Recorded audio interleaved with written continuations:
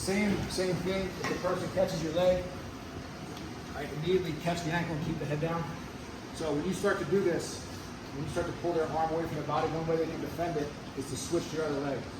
They wrap your leg like this. So now that straight arm lock isn't going to be there, and it can be tough. If he holds on tight, you're going to have a very hard time actually getting behind him. Right?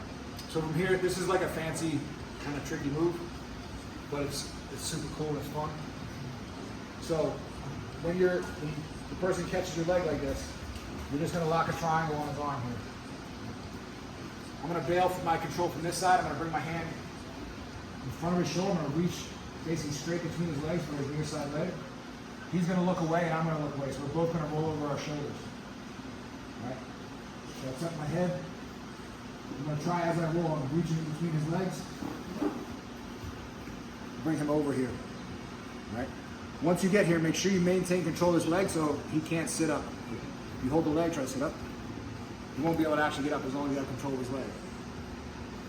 I'm going to switch my hands to my right hand controls. I'm just going to block his face, keep his head pinned to the mat. And to get his arm from here, I'm just going to slowly slide my hips away.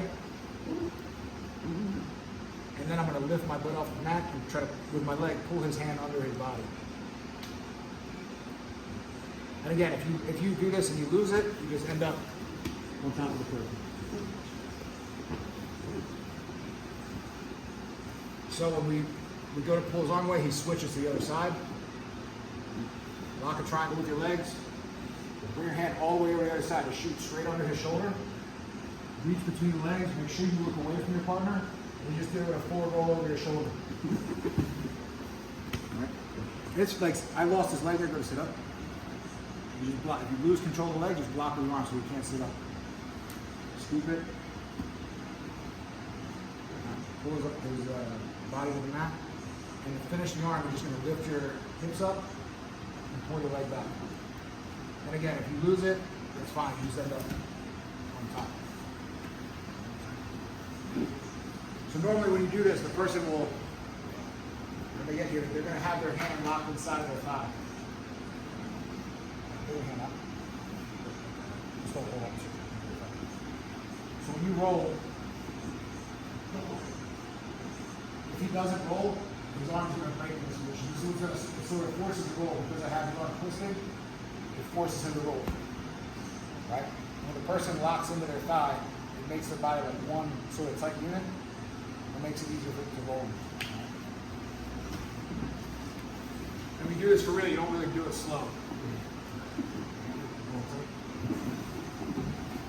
You want to roll somewhat quick. Cover the head. Scoot away. All right, let's try it. And real quick, to be safe when you do it,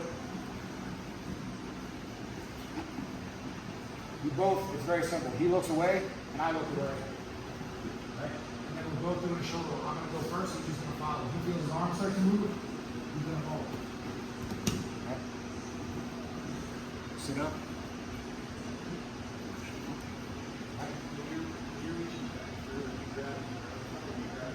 His style. So when you do this,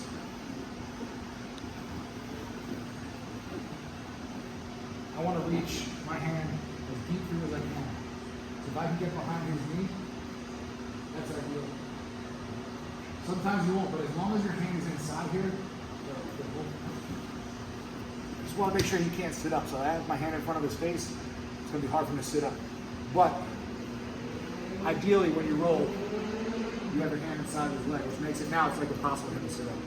If he goes to sit up, there's really no way he's going to go unless he gets his leg free. All right? 1, 2, 3.